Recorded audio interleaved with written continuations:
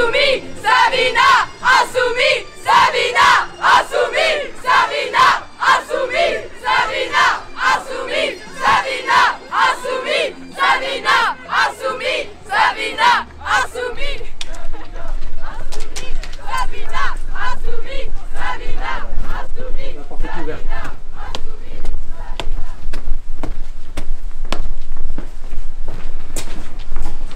Alors je crois que c'est 11B de mémoire.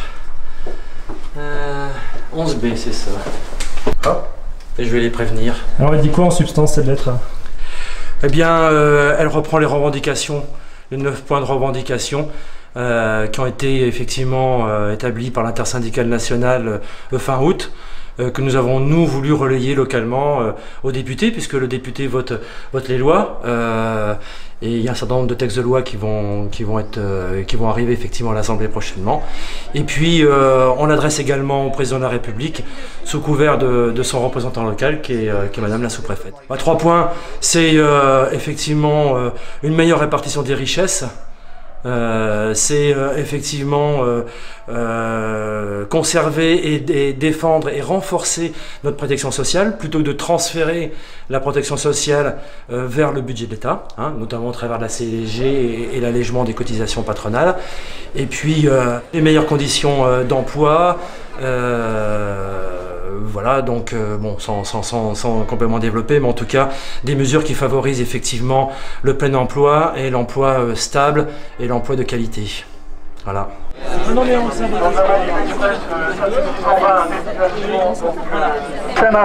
Prochain arrêt, sous-préfecture. On a essayé de mettre en place différents points de tractage sur la problématique de Parcoursup et du droit à l'éducation pour toutes et tous. À partir de ce moment-là, on a vu qu'il y avait pas mal de lycéens qui étaient intéressés d'une part par nos revendications et d'autre part par l'organisation. Donc on essaye à notre manière de développer l'activité militante sur le territoire. Des questions qui reviennent très souvent pour les lycéens, en fait, c'est pour beaucoup en fait l'insertion dans le monde du travail. Donc ça va être Parcoursup, mais ça va être aussi la question de la réforme du baccalauréat, de la loi OR, la question des bacs professionnels, de l'insertion professionnelle après les bacs professionnels, des questions de poursuite d'études après les bacs professionnels, l'accessibilité à l'université d'une manière générale, parce que beaucoup voient un petit peu leurs rêves et leurs intérêts disparaître par justement l'impossibilité d'accession à l'université qui va bientôt arriver pour les bacs pro. Le bilan il est quand même assez désastreux, il y a énormément de jeunes qui sont sur le tapis, il y a énormément de jeunes qui sont dans des formations qui leur vont pas du tout, ça va pas du tout en s'arrangeant, et puis au-delà de ça, en fait on pense que le combat contre Parcoursup c'est non pas un combat on va dire révolutionnaire, mais vraiment un combat républicain d'accès à l'éducation pour tous. Aujourd'hui en fait on n'est plus dans une logique d'éducation de connaissances et on va dire de construction d'une responsabilité citoyenne, mais vraiment dans une vision libérale, forcément de professionnalisation du jeune le plus vite possible. Et ça pose vraiment problème parce que on va vite se retrouver avec énormément de jeunes qui vont pas être qualifiés et donc au final dans le monde du travail surexploités par rapport à ce manque de qualification vis-à-vis du fait qu'ils n'ont pas fait des études qui leur plaisent ou qu'ils n'ont pas fait d'études tout court.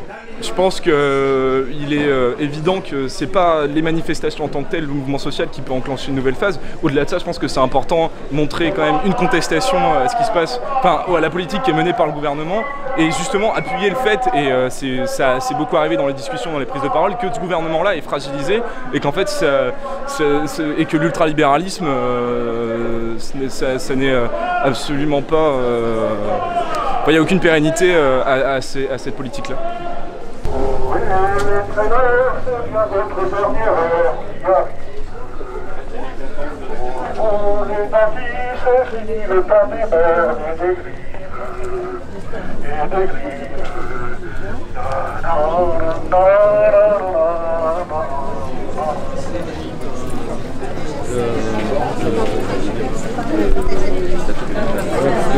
Nous avons déposé la lettre ouverte, effectivement, comme nous l'avons déposé au député Éric Bothorel. Nous avons déposé à l'intention du président de la République cette lettre ouverte à son représentant qui est la sous-préfète de Lannion. Il va un peu vite là, non?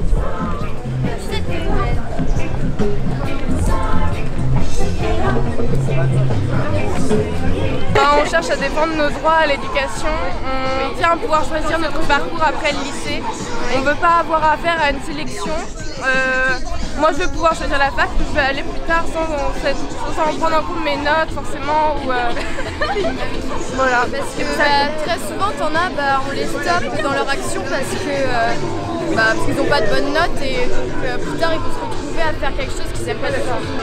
Moi j'ai encore besoin de temps pour faire un choix et puis justement j'aimerais bien pas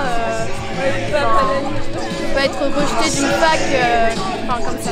Le milieu du travail aujourd'hui, j'en sais pas grand chose parce que j'ai pas eu encore le temps d'expérimenter, mais je sais que mes parents ils ont plus galéré par rapport au travail. Le chômage souvent c'est compliqué de toucher les indemnités. On n'a pas beaucoup de sous donc c'est pas facile en fait. Donc c'est pour ça que si en plus ils commencent à donner encore moins de sous pour les gens qui en ont besoin, ça va devenir vraiment compliqué. En plus ils commencent à retirer des emplois, on va plus s'en sortir. Ça va devenir compliqué hein. Là tout le monde va être à la rue.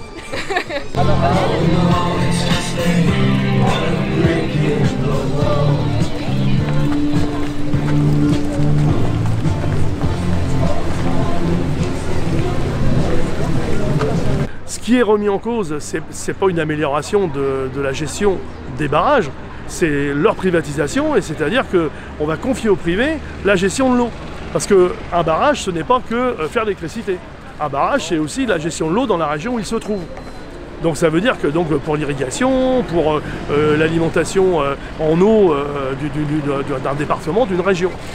Et c'est issu de la COP21. C'était donc dans la COP21, c'est-à-dire la fameuse conférence climat, alors qu'en fait, ça n'a rien à voir. L'électricité produite, elle est produite par de l'eau. Qu'elle soit privée ou publique, elle ne sera pas plus verte l'eau. Enfin, verte au sens écologique du terme.